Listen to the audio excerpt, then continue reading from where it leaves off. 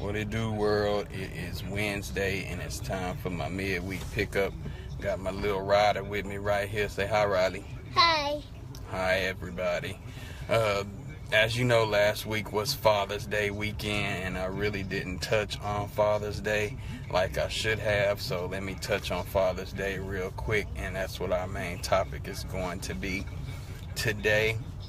One of the most beautiful things that can ever happen and a blessing to everybody is being a father. Being a father is something that is very, very important. It's a very important job. It's something that you have to take seriously. And again, children are blessings from God, so you have to cherish them, you have to nourish them, you have to do what you have to do to make sure that they're getting everything that they need to be getting. So today I wanted to talk about the good fathers out there and everything, and pay homage to everybody, because like I said, last week was Father's Day, and I know that we don't get much recognition for Father's Day, but let me say, I have one of the best fathers in the world. My dad has always been the type of dad to show the example on how to be a responsible provider for your family.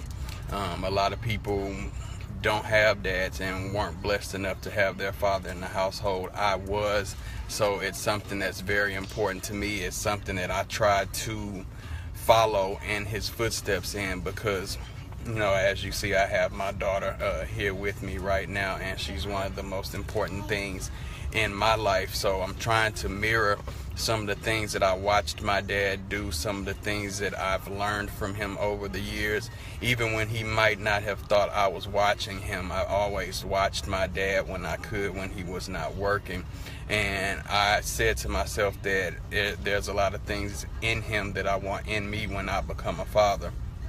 And I wanted to be a father so bad for so long, and it was one of the things that I really actually prayed for, that God actually really gave me. And I knew that my prayer was answered, and I knew that God blessed me with my baby girl right here. So it's something that I really do take most pride in, because again, God chooses us to be parents, and he gives us the children that we are supposed to have. My baby girl saved my life. It was a lot of things that was going on in my life at the time where she was even conceived. So what's the deal, baby?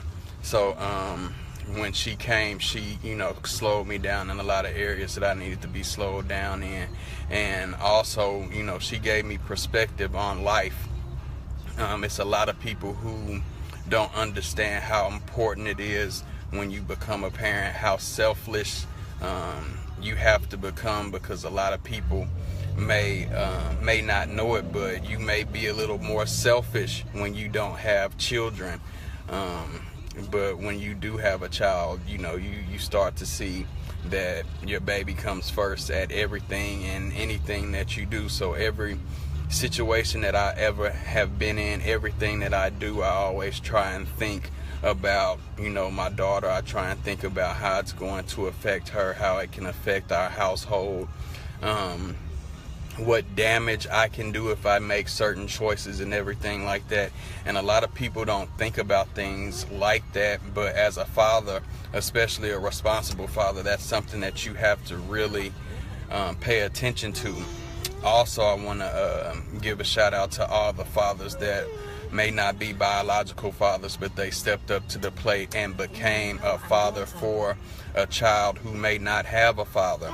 That's something that's very, very important. Our youth today is in a situation to where, especially our black youth, there's a lot of feminization of the black male going on here, and our young black men need fathers more than ever before now, just to show them what it is to actually be a man, and just a foundation. And a lot of these kids today don't have that foundation. I would love to be a mentor to any child, especially any young man who may need that father figure in his life, because even that one person that's just showing a child that they care can make that child's life completely different, and it can change a path or direction that that kid is going down if they know that it's somebody there who may be able to take that place of the missing father, and not even just take the place, but just show that child, that young man, that he's cared for, and somebody does really, love him and is thinking about his future, his or her future, and everything like that. So to me, fatherhood is something very important.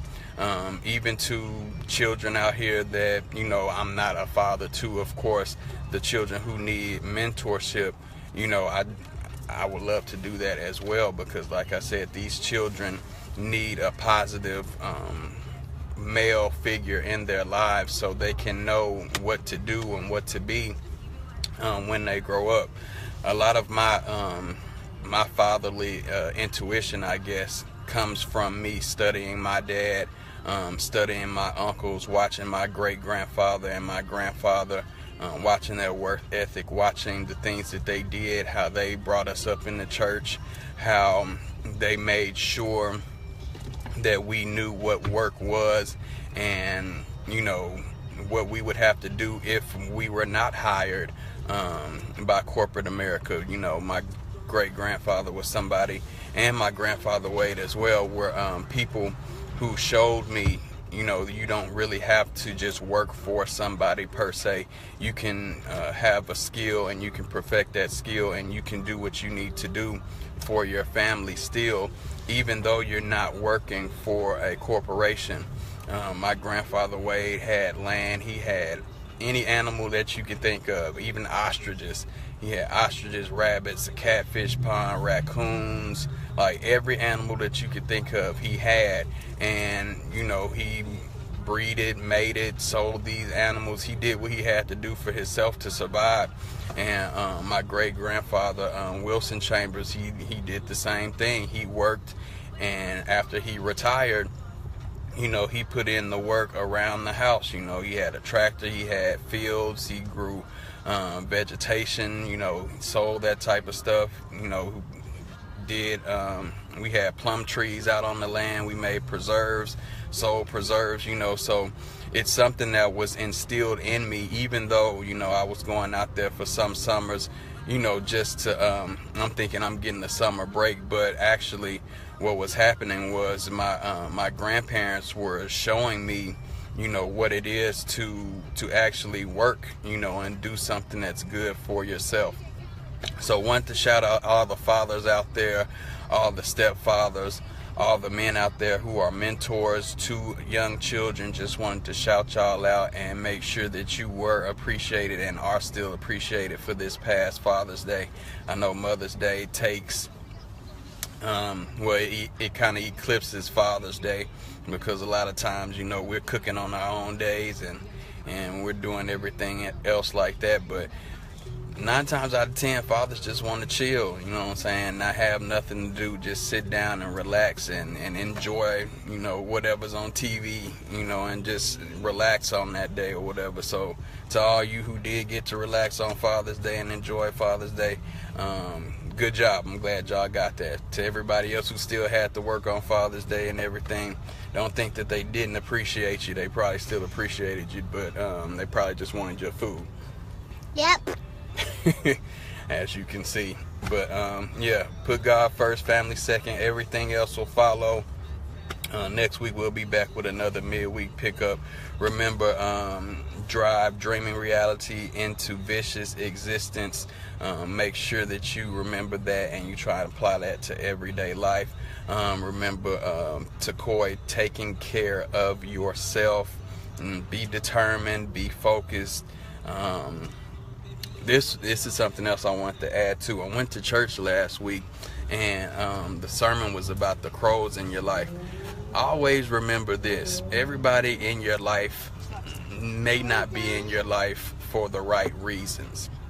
So, like she said, a crow is a crow is a crow.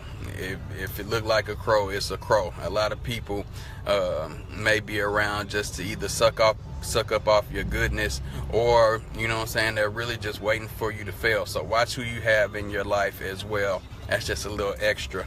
But like I said, I'll see y'all next week. God first, family second, everything else will follow. And we'll see y'all next week. Say bye-bye. Bye-bye.